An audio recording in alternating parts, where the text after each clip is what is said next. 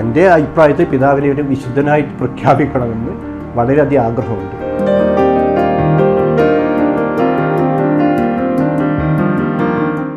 ഞാൻ doctor K Sanjeev കൂത്തുപറമ്പിൽ practice ചെയ്യുന്നു, സഞ്ജീവിനി വൈദ്യശാല.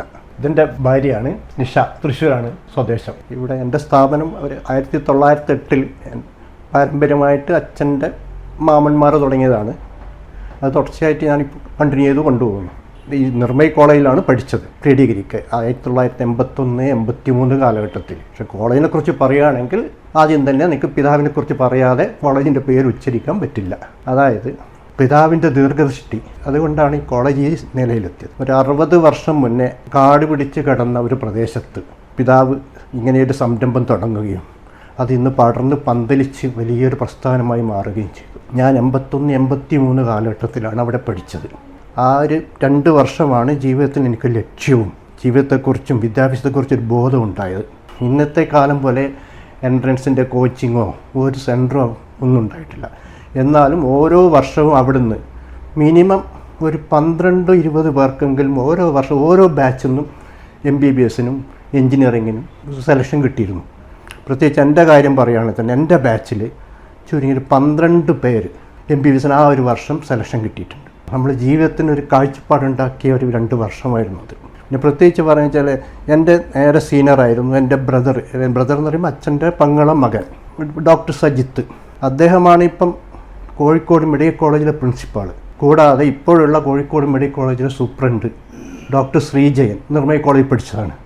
അതുപോലെ പല സ്ഥാപനങ്ങളിലും നിർമ്മയ് കോളേജിലെ പൂർവ്വ വിദ്യാർത്ഥികളാണിപ്പോൾ അത് കൺട്രോൾ ചെയ്ത് കൊണ്ടുപോകുന്നത്. അത്രയും കൂടുതലായിട്ടുള്ള ഒരു സാങ്കേതികമായും സാംസ്കാരികമായിട്ടും നമ്മുടെ നാടിൻ്റെ പുരോഗതിക്ക് ഏറ്റവും നല്ലൊരു സംഭാവനയാണ് നിർമ്മയ് കോളേജ് നൽകിയിട്ടുള്ളത്. കൂടാതെ അതിൻ്റെ സഹോദര സ്ഥാപനങ്ങളായ റാണി ജയിൽ, ഹോസ്റ്റല്, ഇതൊക്കെ എൻ്റെ മരുമക്കൾ ഒക്കെ റാണി ജയിലും അവിടെയൊക്കെയാണ് പഠിച്ചത്. എൻ്റെ പങ്ങന്മാരൊക്കെ നിർമ്മയ് കോളേജിലാണ് പഠിച്ചത്. എല്ലാവരും പിതാവിനെ 2-3 പ്രാവശ്യം നേരിട്ട് കാണാൻ അനുഭവം ഉണ്ടായി. 2 പ്രാവശ്യം കണ്ടപ്പോൾ പിതാവിൻ്റെ പ്രസംഗം എൻ്റെ ജീവിതത്തിൽ വളരെയധികം മാറ്റങ്ങൾ ഉണ്ടാക്കിയിട്ടുണ്ട്, വളരെ പ്രചോദനം ഉണ്ടാക്കിയിട്ടുണ്ട്. ഇന്നും ഞാൻ ഓരോ കാര്യം ചെയ്യുമ്പോൾ മനസ്സിൽ പിതാവിനെ സങ്കല്പിച്ചുകൊണ്ട് മാത്രമാണ് ചെയ്യുന്നത്. അതിനുള്ള റിസൾട്ട് എനിക്ക് കിട്ടാറുണ്ട്. എന്തെങ്കിലും വിഷമങ്ങൾ വരുമ്പോൾ കണ്ണടച്ച് 2 നേരം കണ്ണടച്ച് പിതാവിനൊന്ന് പ്രാർത്ഥിച്ചു കഴിഞ്ഞാൽ അതിൻ്റെ ഒരു ഗുണം എനിക്ക് എപ്പോഴും കിട്ടും. എൻ്റെ കൺസൾട്ടിങ് റൂമിൽ എൻ്റെ മുന്നിൽ ഇപ്പോഴും പിതാവിൻ്റെ ഫോട്ടോ ഇവിടെയുണ്ട്. പിതാവ് ഒരിക്കലും മതപരമായിട്ട് ചിന്തിക്കുന്ന ആളായിരുന്നില്ല. എല്ലാ വിഭാഗത്തിൽപ്പെട്ട ആൾക്കാരെയും ഉൾക്കൊള്ളിച്ചുകൊണ്ട് എല്ലാവർക്കും അഡ്മിഷൻ കൊടുക്കുകയും എല്ലാവർക്കും അവിടെ അധ്യാപകരായിട്ട് ജോയിൻ ചെയ്യുന്ന എല്ലാ മതവിഭാഗങ്ങളിൽപ്പെട്ടവർക്ക് സഹായം ചെയ്തിരുന്നു. പിതാവിൻ്റെ വസ്ത്രധാരണത്തിൽ പോലും വളരെ ലളിതമായതായിരുന്നു. ഖദർ ലോഹ അതൊക്കെയാണ് പിതാവ് ഉപയോഗിച്ചിട്ടുള്ളത്. അത് ഇവിടെ ഒരു ക്രിസ്തുരാജ ഹോസ്പിറ്റൽ വരുവാനും കോളേജ് വരുവാനും ഇവിടെ ഹൈസ്കൂളും അങ്ങനെയുള്ള ഹോസ്റ്റലും ഇതൊക്കെ വരുവാനും കൂത്തുപറമ്പിൻ്റെ പുരോഗതിക്ക് പിതാവ് വളരെയധികം സഹായം ചെയ്തിട്ടുണ്ട്.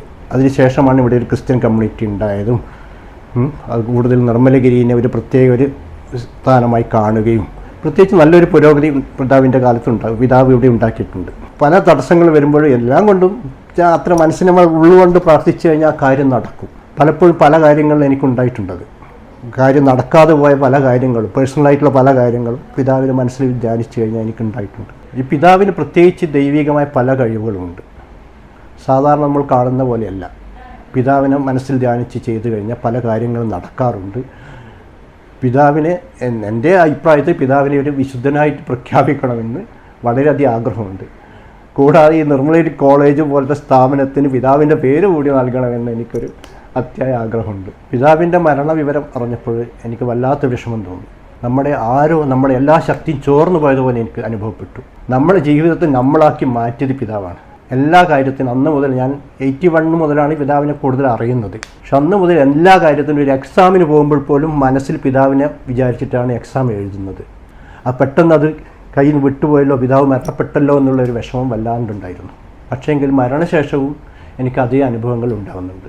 പിതാവ് ജീവിച്ചിരിക്കുന്നതിനേക്കാൾ ശക്തമായിട്ട് എനിക്കിപ്പോഴും മരണശേഷം തോന്നുന്നുണ്ട്. ഇങ്ങനെ ഇവിടെ ഒരു നിർമ്മലഗിരി കോളേജ് ഈ ഒരു സ്ഥാപനം വന്നുകൊണ്ടാണ് എനിക്ക് അവിടെ നിന്ന് വിദ്യാഭ്യാസം നേടുവാനും ഞാൻ ഈ ഒരു നിലയിലെത്തുവാനും സാധിച്ചത്. കൂടാതെ ഈ വടക്കേ മലബാറിലുള്ള ഈ ഡോക്ടർമാരിൽ എഞ്ചിനീയർമാർ അധ്യാപകരിൽ എത്രയോ 10-60% പേര് ഈ നിർമ്മലഗിരി കോളേജിൻ്റെ സംഭാവനയാണ്. എനിക്ക് 2 മക്കളാണുള്ളത്. 2 പേരും ഡോക്ടേഴ്സാണ്. ഒരാൾ എൻ്റെ ഫീൽഡ് ആയുർവേദത്തിലേക്ക് പോയി, മറ്റയാൾ MBBS. മൂത്തയാൾ ആയുർവേദം BAMS കഴിഞ്ഞ് MD ചെയ്യാണ്. രണ്ടാമത്തെ ആൾ MBBS കഴിഞ്ഞ് ഇപ്പം MDക്ക് ട്രൈ ചെയ്തുകൊണ്ടിരിക്കുകയാണ്. നമ്മുടെ കുടുംബജീവിതത്തിൽ പിതാവിൻ്റെ സാന്നിധ്യം എപ്പോഴും ഉണ്ടാകാറുണ്ട്. എല്ലാ കാര്യവും നമ്മൾ രണ്ടുപേരും പിതാവിനെ പ്രാർത്ഥിക്കാറുണ്ട്.